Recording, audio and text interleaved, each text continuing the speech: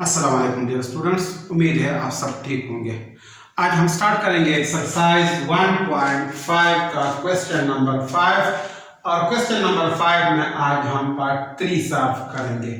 Question number 5 है if A matrix equal to 2 0 -3 1 and B matrix equal to 1 -1 -1 3 then find A inverse and B inverse. तो यहाँ पे हमने पहले A inverse को फाइंड करना है और फिर B इनवर्स को फाइंड करना है। तो सबसे पहले हम यहाँ पे A इनवर्स को फाइंड करेंगे। तो सॉल्यूशन में हम मैट्रिक्स A को लिखेंगे यहाँ पे, इसलिए कि हमें A इनवर्स मालूम करना है। तो सबसे पहले हम A मैट्रिक्स को यहाँ पे लिखते हैं 2 0 -3 1। अब हमें पता है कि A इनवर्स का फार्मूला है 1/A determinant into adjoint of A।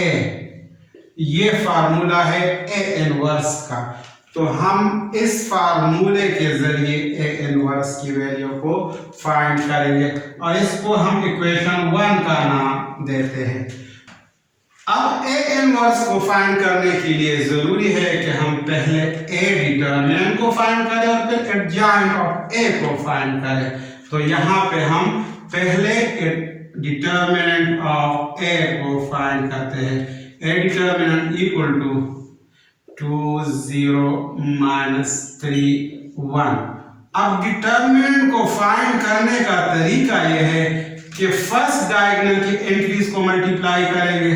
2 multiply by 1 minus आएगा और फिर हम सेकंड डायगोनल के एंट्रीज को मल्टीप्लाई करेंगे -3 into 0। तो यहाँ पे A डिटर्मिनेंट हमारे पास आ गया 2 into 1 2 -3 into 0 0। तो यहाँ पे हम A डिटर्मिनेंट को लिखते हैं। A डिटर्मिनेंट हमारे पास आ गया, A डिटर्मिनेंट इक्वल टू 2 - 0 से 2 आता है।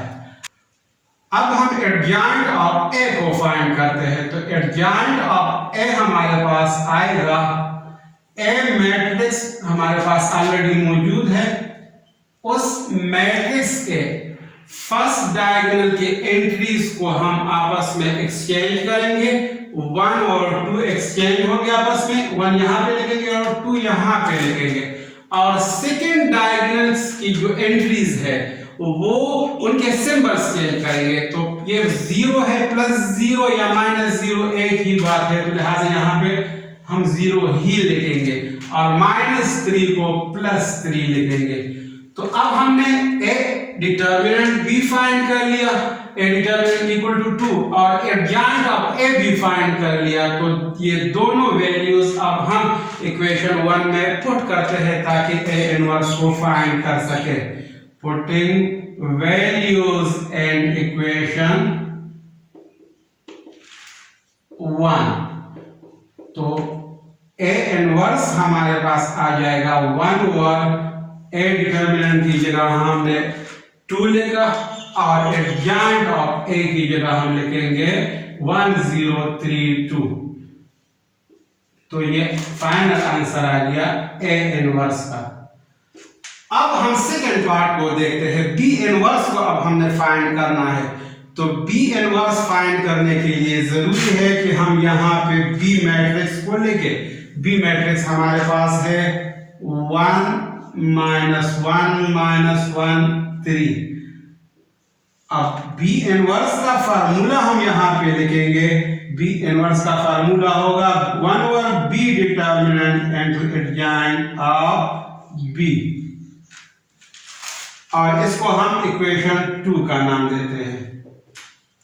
अब B इनवर्स को फाइंड करने के लिए जरूरी है कि हम पहले B डिटर्मिनेंट को फाइंड करें और फिर एडजॉइंट ऑफ B को फाइंड करें। तो लिहाजा हम पहले B डिटर्मिनेंट को फाइंड करते हैं। B मैट्रिक्स हमारे पास मौजूद है, तो इसका डिटर्मिनेंट होगा B डिटर्मिनेंट इक्वल टू, इसको इस तरह हम लिखेंगे 1 -1 -1 3। और बी डिटर्मिनेंट को मालूम करने का तरीका ये है कि हम पहले डायगोनल की एंट्रीज को मल्टीप्लाई करेंगे, 1 मल्टीप्लाई बाई 3, यहाँ पे माइनस आएगा, और फिर सेकेंड डायगोनल की एंट्रीज को हम मल्टीप्लाई करेंगे, वो यहाँ पे लिखेंगे। तो इससे हमारे पास आ जाएगा B determinant equal to 1 into 3 minus minus into minus plus 1 into 1 1। तो बी डिटर्मिनेंट हमारे पास आ गया 2। अब हम एडजॉइंट ऑफ बी को फाइंड करेंगे। तो एडजॉइंट ऑफ बी हमारे पास क्या होगा? एडजॉइंट ऑफ बी हमारे पास मैट्रिक्स ए के जो फर्स्ट डायगोनल की एंट्रीज है वो आपस में रिप्लेस होंगे। 3 यहाँ पे हम लिखेंगे, 1 यहाँ पे नीचे लिखेंगे, और -1 को हम +1 लिखेंगे, और इस -1 को भी +1 लिखेंगे। अब हमने बी डिटर्मिनेंट भी फाइंड कर लिया और एडजॉइंट ऑफ बी भी फाइंड कर लिया। तो ये दोनों वैल्यू हम इक्वेशन 2 में पुट करेंगे ताकि बी इनवर्स को फाइंड कर सके। तो यहाँ पे हम लिखेंगे putting values in equation 2 to find B inverse। तो B inverse हमारे पास आ जाएगा 1 over 2, और 2 हमने B डिटर्मिनेंट की जगह लिखा, और एडजॉइंट ऑफ B हमारे पास है 3 1 1 1। तो ये फाइनल आंसर आ गया इस पार्ट का।